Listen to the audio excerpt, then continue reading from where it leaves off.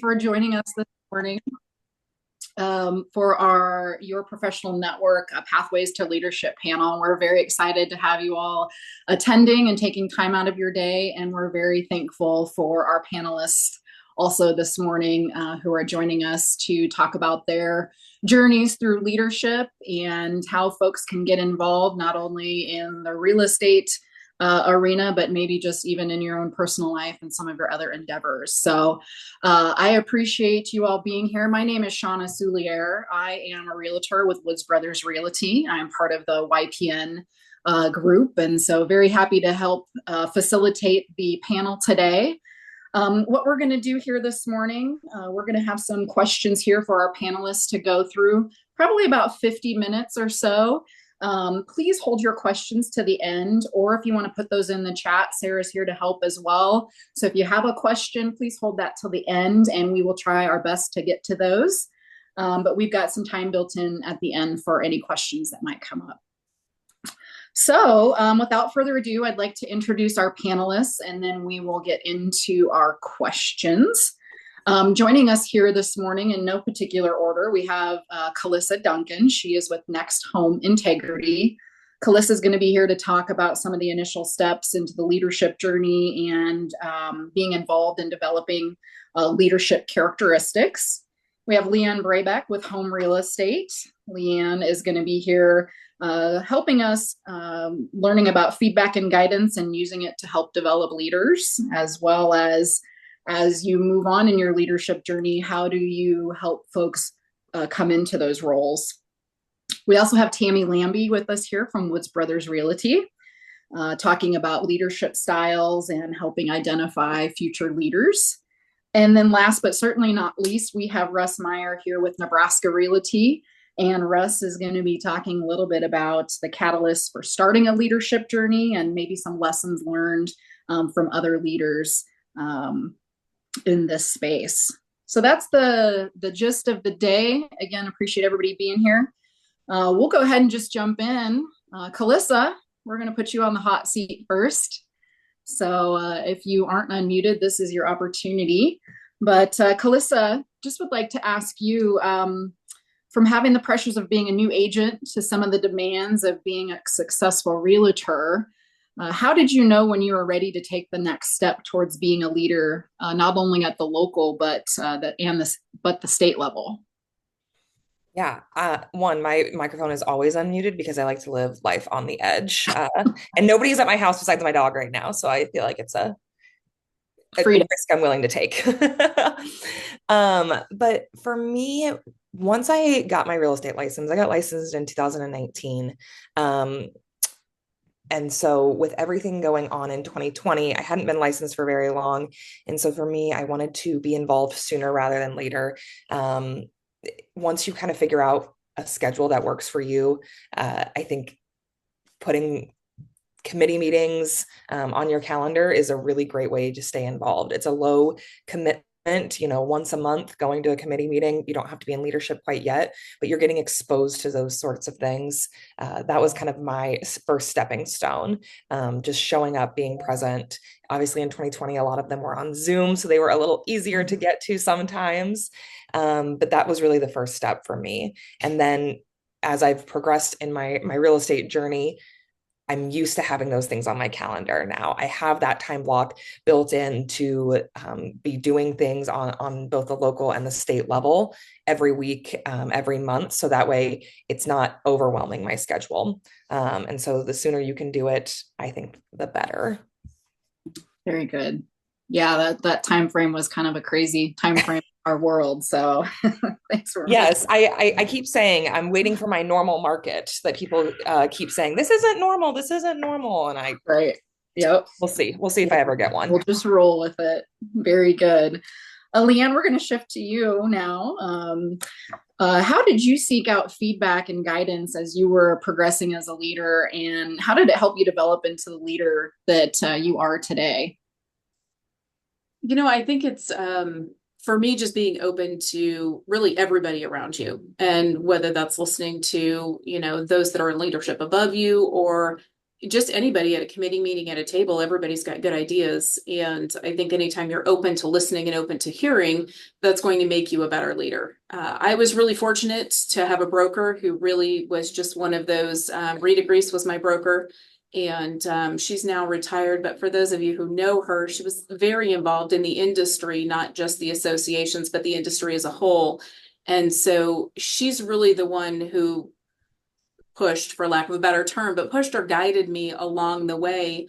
And then I also think it's really good to have what I call a running partner, that friend who comes along with you, comes alongside you, and you can bounce those ideas off of each other, but you kind of drive each other through that leadership process. Having that person that's kind of by your side, that you can go through it together, is really helpful as well.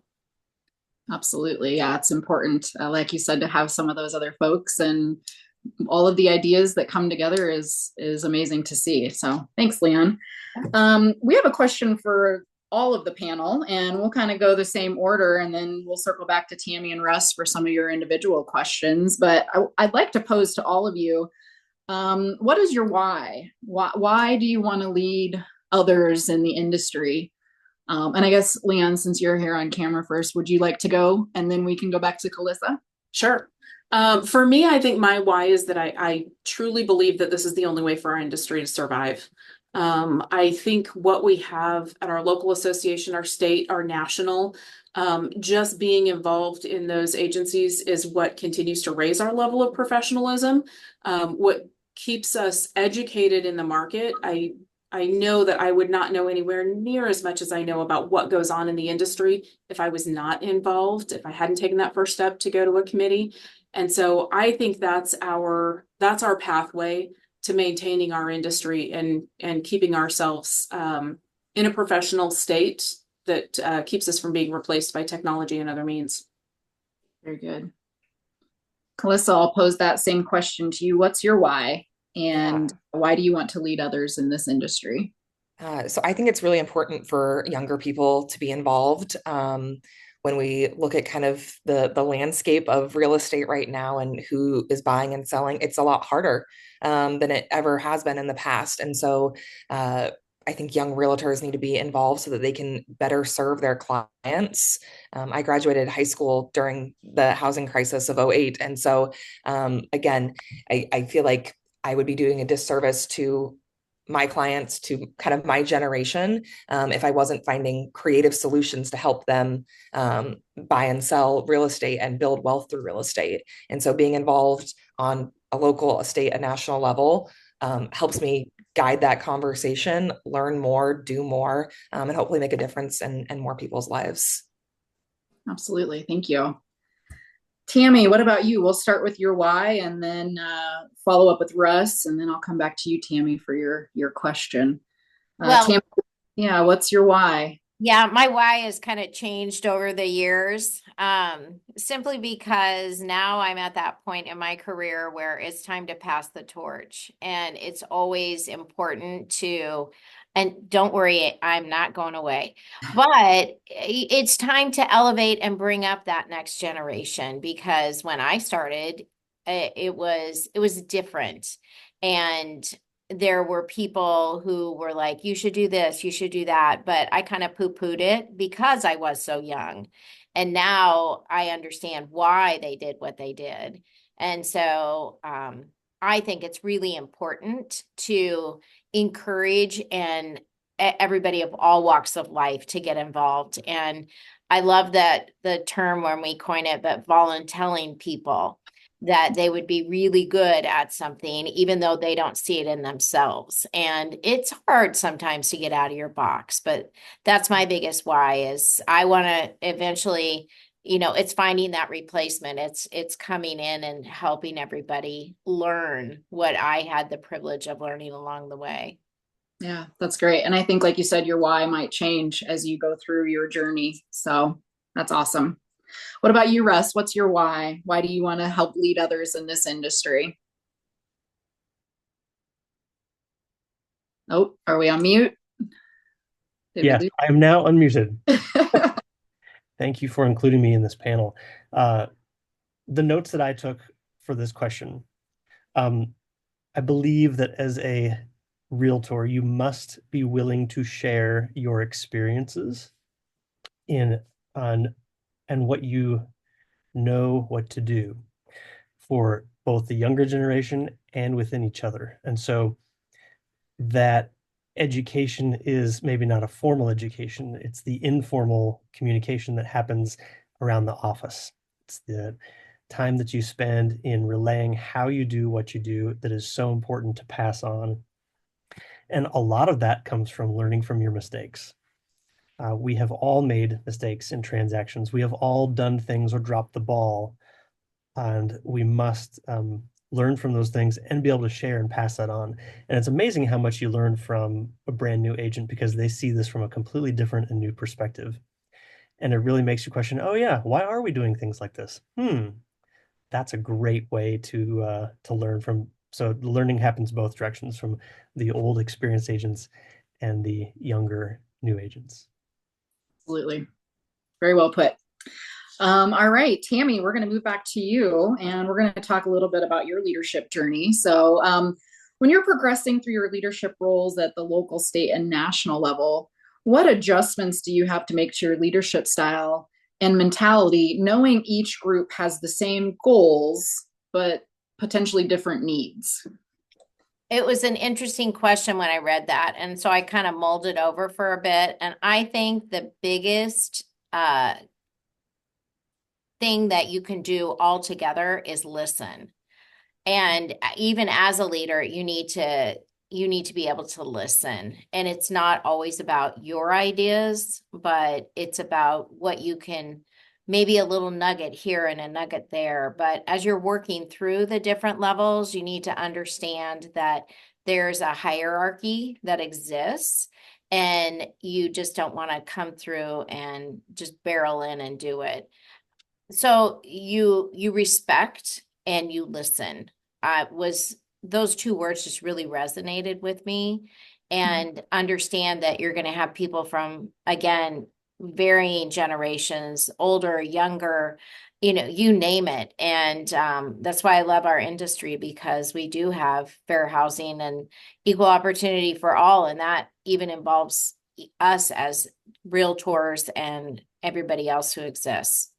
So that's kind of what I came up with, was be respectful and always listen. Absolutely. Good recommendations just for everyday life, right? Yeah. Very good. Very good. Russ, we're going to move back to you as well now. What was the main catalyst to taking the first step along your leadership journey? Was it a mentor? Was it wanting to make a change? Maybe an opportunity presented itself? What do you feel like kind of pushed you into your leadership journey? Excellent. That's a great question. And I want to talk three things, most importantly. The first steps, what was the catalyst to becoming a leader? When I was first licensed in 2012, I learned everything. I took in everything I could from a bunch of different, much more experienced realtors, and shadowed them and learned a lot. It was excellent. But I also wanted to see, how far could I take this? What else can I do? How can I change our little city? How can I make it better? And so, not knowing anything, I had this crazy idea that I wanted to develop properties and make the opportunity for more homes. And so I had been cruising the internet looking for properties that were ripe for redevelopment. And I found a little piece of property at the corner of 23rd and Q Streets. I visited with the owners. It happened to be the city of Lincoln. I put two and two together, looking at what NeighborWorks was doing in the neighborhood, and I brought all the parties to the table.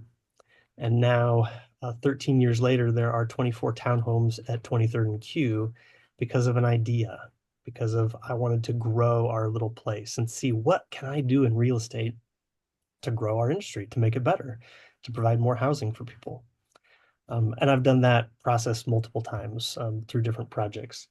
But really, the catalyst is asking a question: what can I do? And dreaming big, to make our industry just a little bit better. Love that. Catalyst. Very good. Okay. Thank you for sharing that. We're going to move to another all panelist question. So, Russ, I'm going to have you go first, and then we'll work our way back. Um, what was a challenge you faced while working towards a leadership role, and what did you learn from that challenge? Great question. Thank you. Challenges that we learn from leadership roles. I believe the challenge is to be present for the people that look up to us and want to be near us and to listen in.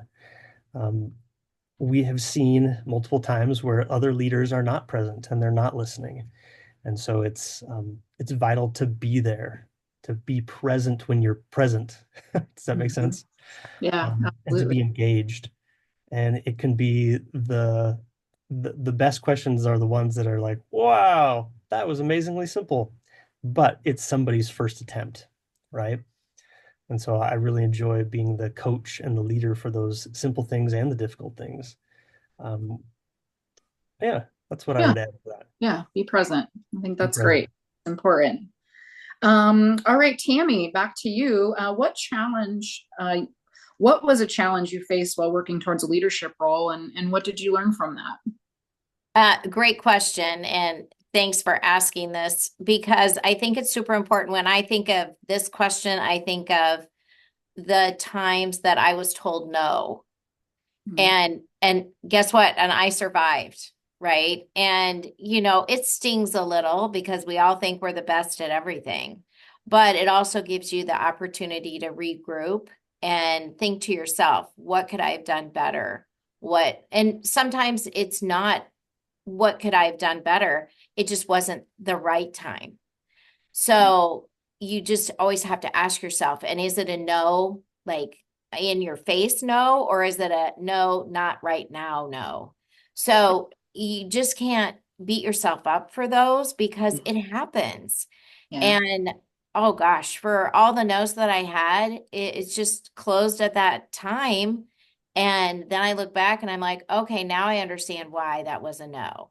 absolutely. And you can't be afraid of that. You just have to know that it's just not right now. Yeah, So don't give up. yeah. When one door might close, another one opens, right? Absolutely. Very good. Right. What about you, Leon? What challenge may have you faced, and what did you learn from it in any of your leadership roles? I think mine's going to be a little bit along the same lines of Tammy's, but not so much as a no, but just that recognition that one, you're not always right, and you need to, as Russ says, you need to be present. You need to listen, to know that listen to the other opinions around you, but you're also you're not going to be all things to all people. You're never going to satisfy everyone, and you're going to have some challenges along the way. Being involved in the association is probably hands down one of the most rewarding and most fun things that I've ever done. The relationships that I've made, the people that I've gotten to work with, like the fun that goes along with this is, I mean, I can't say that enough. And the relationships that you build, pretty sure all of my friends are real estate friends at this point. Um, but at the same time, there are going to be difficulties. And, I faced some challenges in my year as president that were very difficult. And, it was one of those where 50% of the people like the way you're handling it, and 50% of the people do not like the way that you're handling it. And so, kind of along those same lines, as I know, you've got to get a little bit thick skin. And you need to recognize that just because somebody doesn't like your response to something or the way that you're doing something doesn't necessarily mean that they don't like you as a person. It's not necessarily personal. Now, sometimes it is.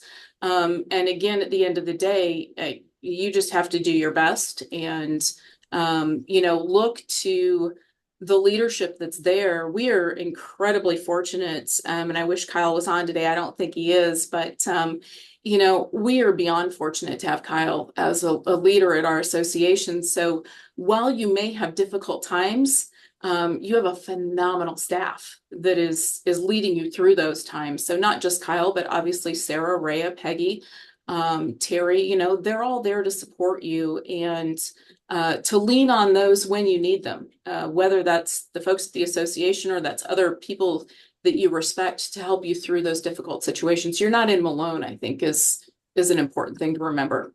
Yeah. Yeah. Not always on an island, right? Yeah. Yes. Very good. Very good. Thank you for sharing that. Kalissa, I'd like to turn that question to you as well. What was a challenge that you maybe faced that in a leadership role, and what did you learn from it?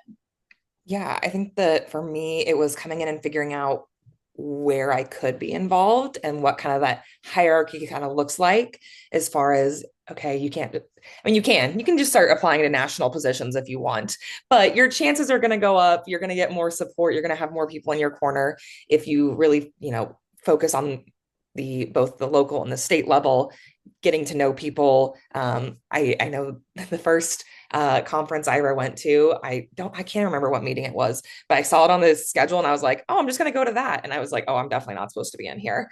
So just kind of figuring out, what doors are wide open, and which doors you kind of have to knock at first, was really kind of my first hurdle to get over. But I think it goes back to what everybody else was saying. We are really blessed at who we have in our corner, and they want you to succeed. So if you want to be in leadership, you want to raise your hand, they're going to find a way to get you involved. Yeah, that's awesome. That's awesome. Well, I'm going to stick with you for this next question too, Kalissa. How has being involved in the local and state associations helped you develop your characteristics as a leader? And how have those characteristics enhanced your business? Yeah, I think it's kind of twofold. So the first thing, it goes back to again is being younger, being in those first couple years of real estate. Sometimes it's really hard to figure out, okay, when should I be asking for help? When should I be figuring things out on my own?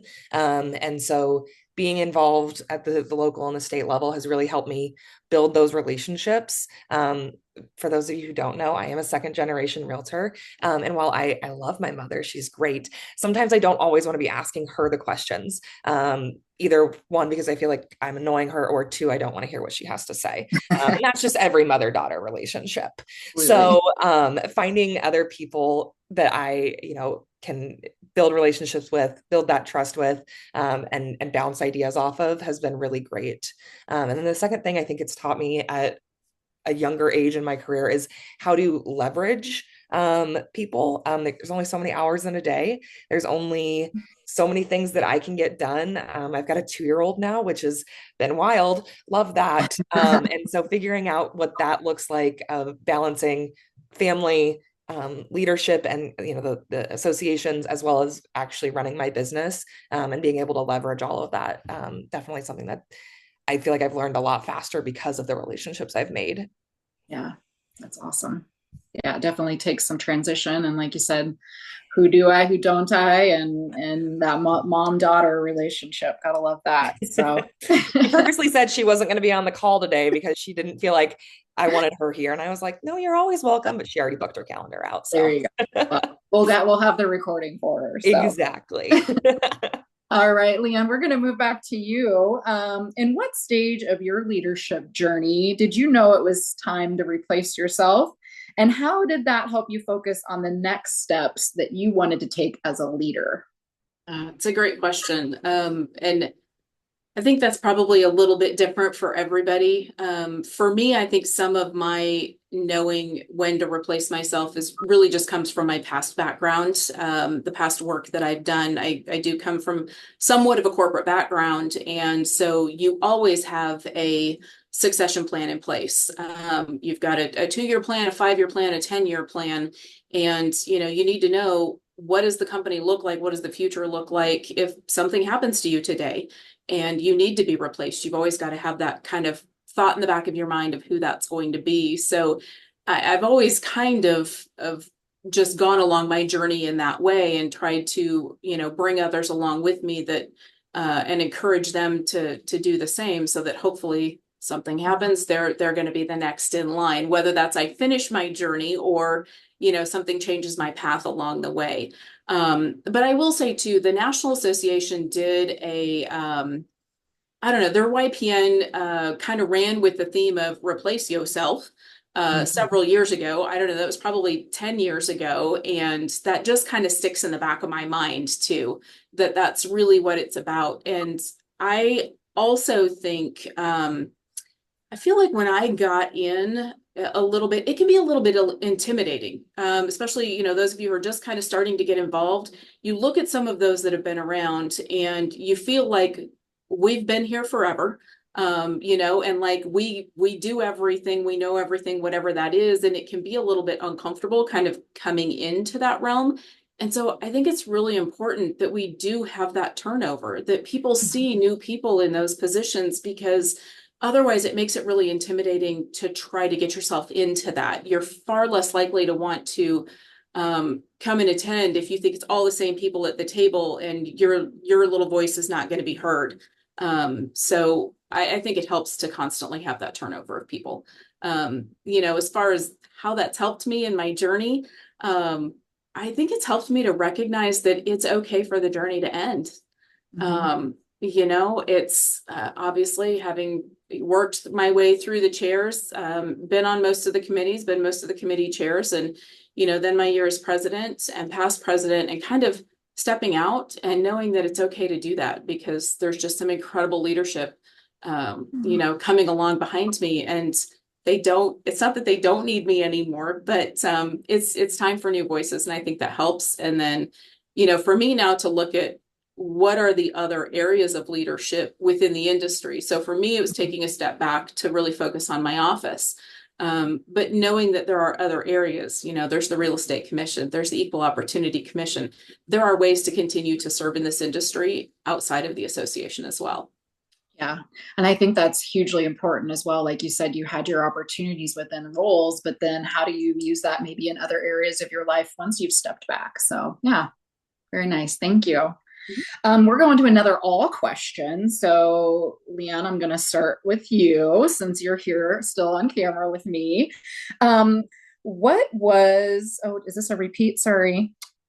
Hold that thought. I think we have a repeat question. So we're going to skip that. Like leadership, you know, you can't do everything perfectly all the right. time. We're all human. Sometimes you copy and paste something incorrectly. So I actually Yeah, left I that have in a there. third question. Do you want that third question? Sure. What is one piece of advice you have for those in attendance? Do you want that one? Yeah, we can do that one. We've got a few more. Hold that thought because I got one more. Oh no, we Go for it. I'm going to ask you this question because we kind of talked a little bit about potential leaders, and I know you do a lot of work with even just in our brokerage of how do we get people getting involved in those types of things. And that was, I think, the platform that you had during your presidency. So as a leader in the industry, how do you identify potential leaders and how do you help them develop then into future leaders? Bring them along. Yeah. That's the most important thing, is that you kind of look at people who maybe are the quiet ones, who maybe have the good ideas, who maybe haven't been asked before. And you look for those people that, I don't know, you just kind of see the potential in people. They're doing a lot of good things in a lot of different areas. And then it's like trying to take that and hone it in a little bit and helping them see the good that I see in them, because we're our toughest critics. And so when you have somebody else who's on what I say, just your outside, not on the outside, but on your outside, and you kind of take a step back and you think I'd be good at this?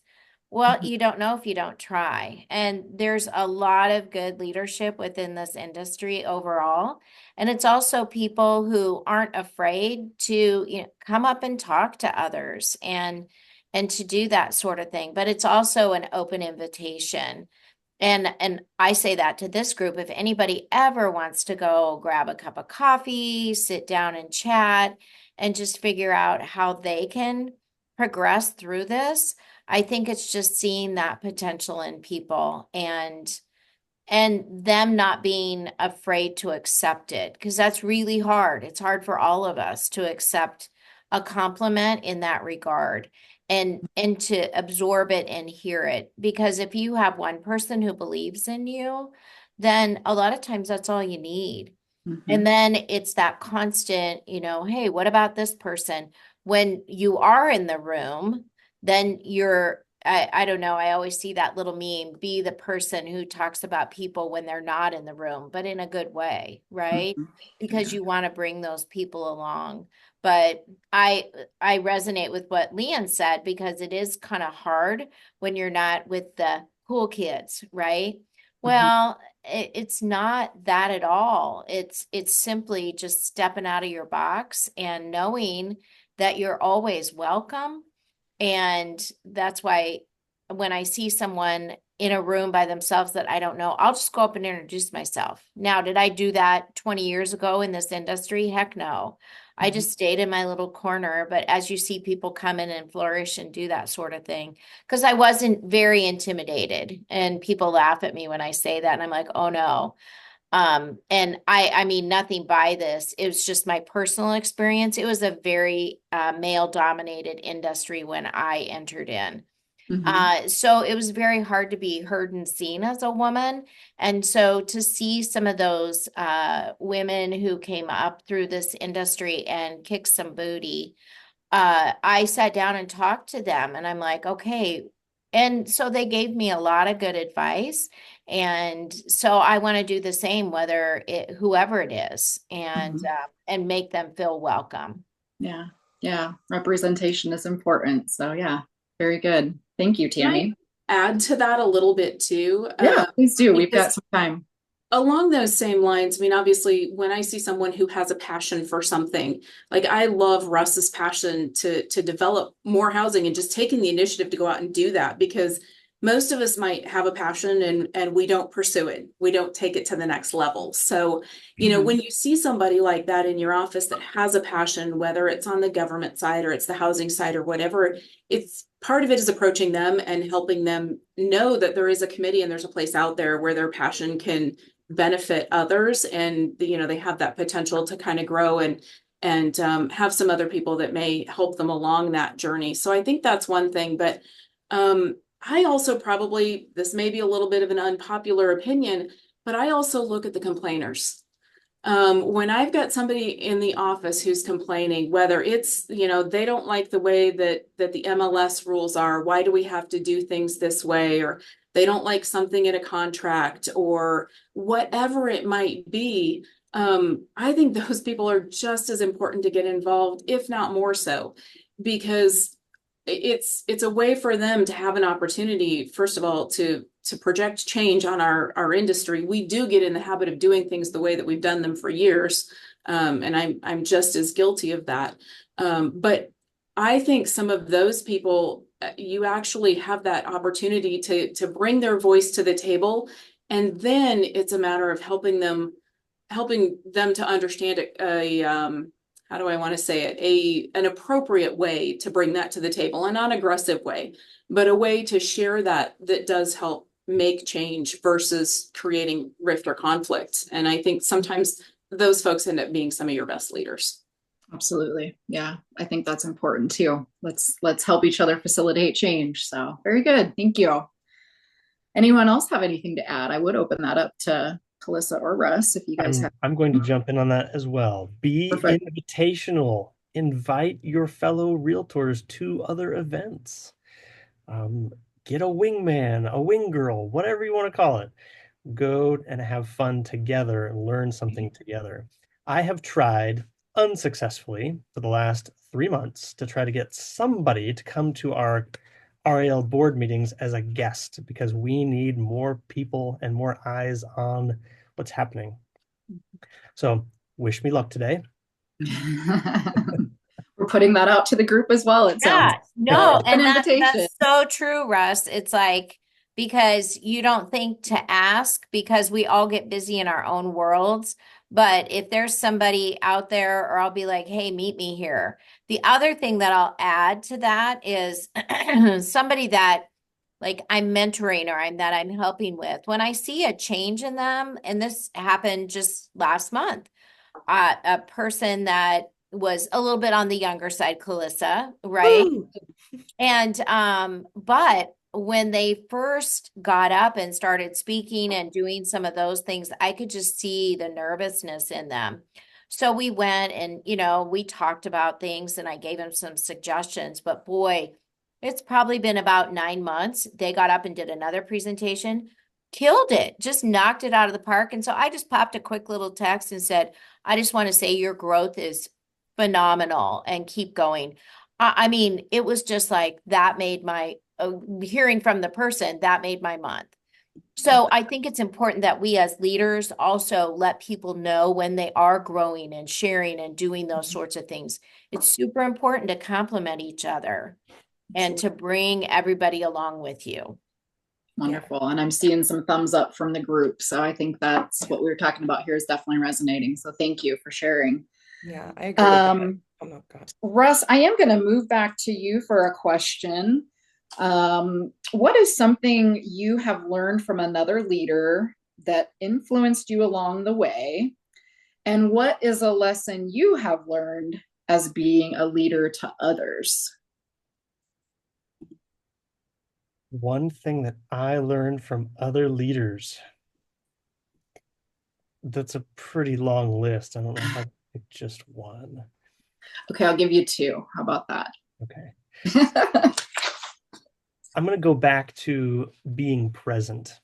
I have had the unfortunate, many of us have had the unfortunate experience of leadership that is not present. They are there for a short period of time, and then they're gone, whether that's just for a meeting or whatever. I think it's important that when you're there for information transfer, there needs to be time to digest and time to relay and regurgitate that question one more time and really let that information sink in. So again, being present is super important, and just being there around the office and around and engaged, ready to answer and to be present there at the office is important. What was your second question? The second question would be, what is a lesson you have learned as being a leader to others?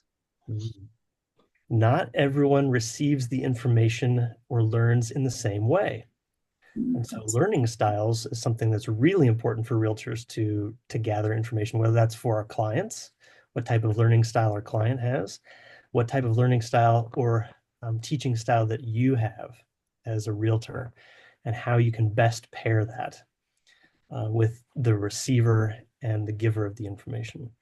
Absolutely. Yep. Definitely very important. So we all learn differently. I'm a very visual learner.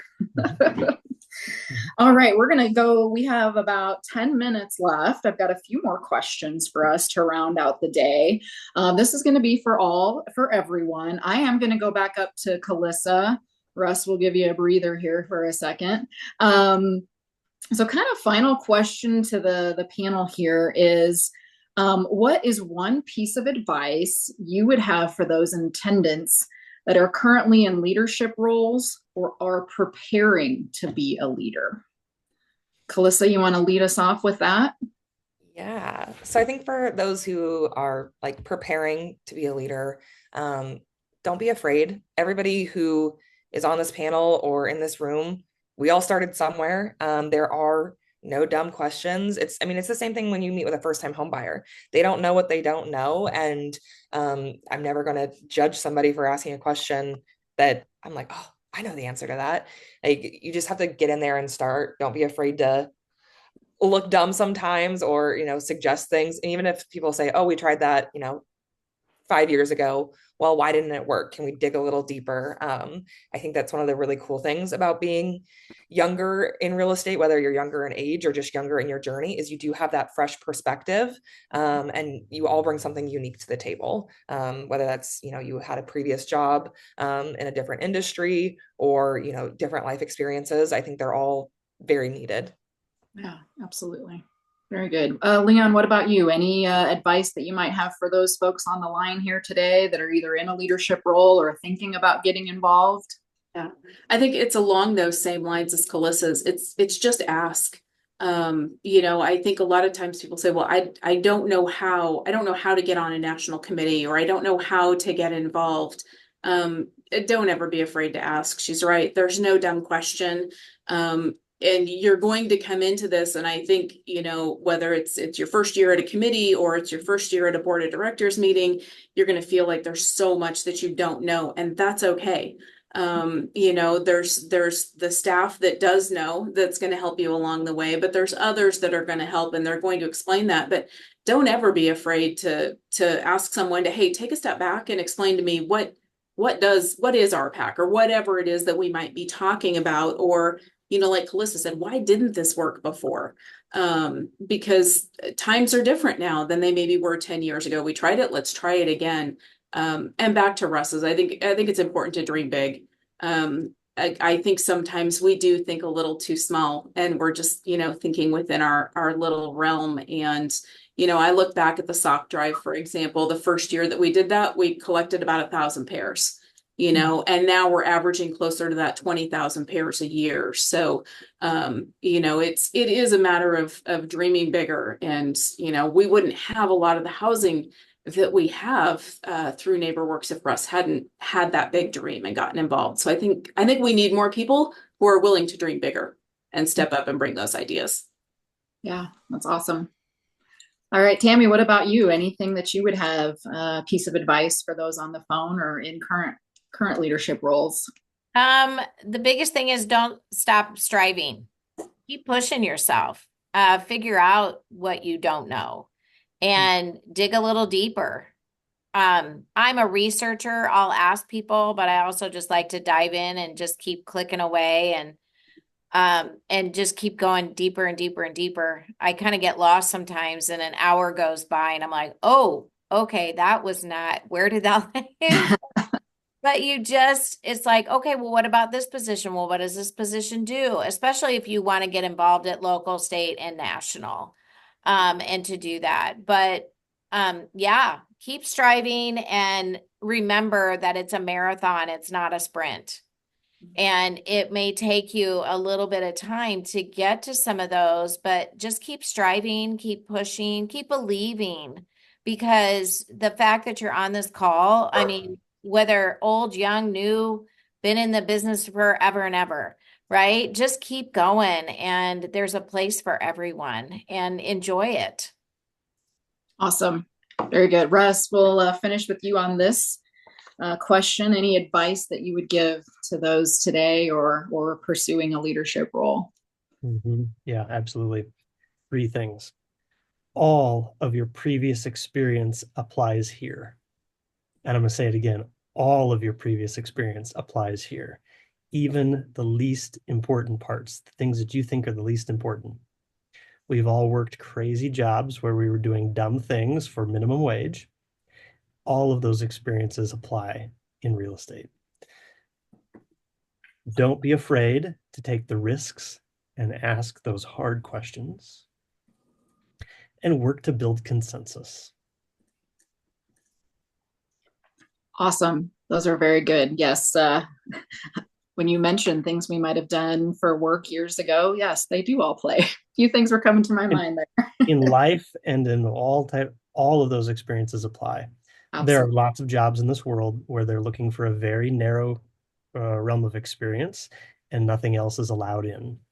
In real estate, everything's allowed in, because really we're doing life type of things here. And so people need your experience. Very good. Thank you. Shauna, can I throw out one more thing? Yes, please. I think it's also important for people to know that whatever your, as I raised my hand, sorry, whatever your desire or your path for leadership is, it doesn't have to be board of directors. It doesn't have to be president of the association. It doesn't have to be to go on to do national or state or whatever.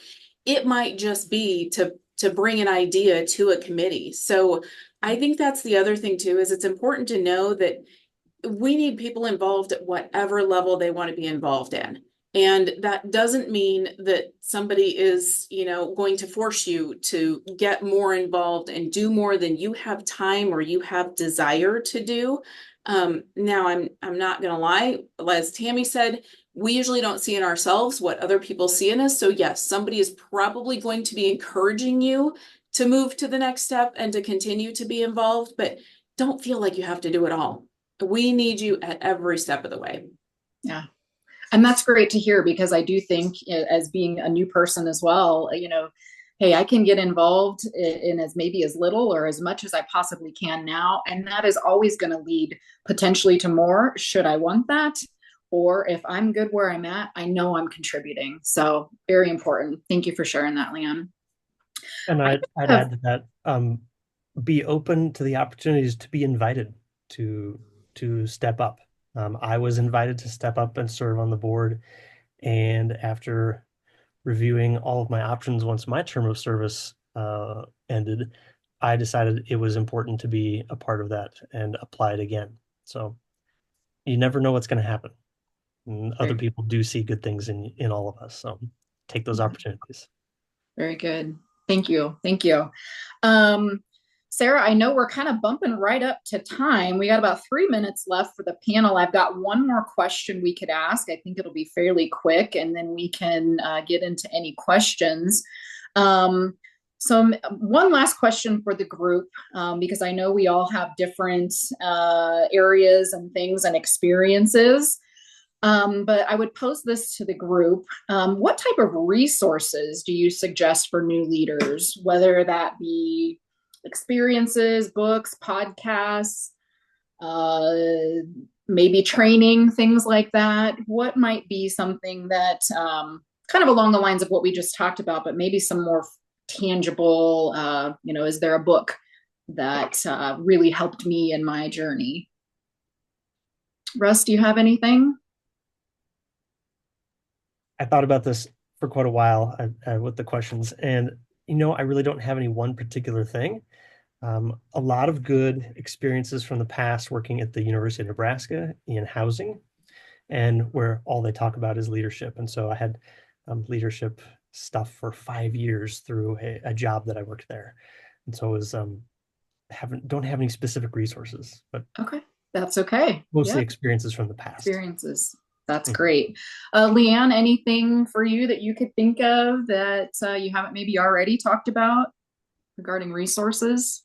I mean, I think to me, resources are really, obviously a lot of the people around you are some of your greatest resources, but people across the country, which is also one of the biggest benefits that I've received from being involved, is just meeting realtors outside of Nebraska and learning what's working in their market, what works for them is really helpful. I am not a big podcast person. I can't focus long enough to pay attention to them. I get sidetracked. But there is a book that I love by Colonel Colin Powell, or General Colin Powell, called It Worked for Me. And it's his 13 Philosophies for Life. I'm not a big business book person, but that is one that I really enjoyed. And I find that's actually what you see on my wall behind you are his 13 philosophies. And I do find them really helpful, particularly in this industry. So great. Awesome. Thank you for sharing that. Tammy, anything specific for you that maybe you haven't already talked about? Well, I was going to say, Calissa, you had your hand up. So I didn't. Sorry, I can't see hands. Yeah. No, you go first. Oh, I know this sounds crazy, but every morning I listen to Calm. And so I have that, and I get up every morning, and that's what I do, because Jay Shetty is on there, and Tamara Levitt. And every morning, it's just amazing how that just gives you a whole different mindset, because as a leader in life, I mean, every single person on this call is a leader, because you get up, you lead yourself. It doesn't mean because you have a title that you're a leader. So you need to get up and lead yourself every single day, which is what all y'all are doing because you're on this call. But I like Calm. And then I also like A Minute with Maxwell, which I know is kind of crazy too, but just those little nuggets that you can pick up here and there. Because it is hard to sit down and to read a whole book and to do those sorts of things when you're just in the chaos of it and in the whirlwind. So I mean, the books along the way, 7 Habits of Highly Effective People, I still abide by those 7 habits. And my family gets tired of me saying that, sorry, I am merely seeking to understand. And then they look at me and they're, oh, let me guess, one of the habits. Yes. Because if I seek to understand, then I can be understood. And it just kind of diffuses and it also opens your mind, because I think that's really important. But those are the big things that I do. Okay, very good. Calissa, I'll give you just a minute and then we'll move into questions. We're coming up on our time here. So anything you would recommend? Go to convention. Oh, yeah. Sign up for convention. It's coming up in like 2.5 weeks, 3 weeks. I don't know. I'm bad at time. But there's so many meetings that are open to you. Some that are not. And if you walk into them, they're probably not going to kick you out. It'll be fine. And so I highly recommend heading up to Omaha for the day. You guys drive all over for your showings. Taking 4 hours out of your day to go to Omaha is not that big of a commitment. You don't even have to spend the night up there. And then the other thing I really enjoy is Mel Robbins, books and podcasts. I think about, the 5-second rule, and that is what makes me do a lot of my tasks on a day-to-day basis. So highly recommend all that she has to say. Very good. Yes, highly recommend as well. So very good. Well, we are up on our time for questions. So I just want to thank our panelists. Sarah, I'd like to see if we had any questions that came into the queue at all that we have for our panelists. Not that have directly come to me. So I think unless panelists have anything else they want to add, I think we can give you some time back. You're welcome. We planned that. Perfect. Well, yeah, I'm not seeing any in the chat either. So just to wrap it up, thank you all for joining us again today. We hope this gave you a little bit of a glimpse into a pathway to leadership. YPN thanks you for being here and supporting our group as well. So if there's anything that we can help answer about YPN, please reach out. We're always looking for folks to join us at our monthly meetings. And again, we're here to help if folks have questions on our leadership path. So thank you again. We'll give you 7 minutes back and have a great rest of the week. Thanks so much. Thank you. Thank you. Thanks, everyone. Have a great Bye. day.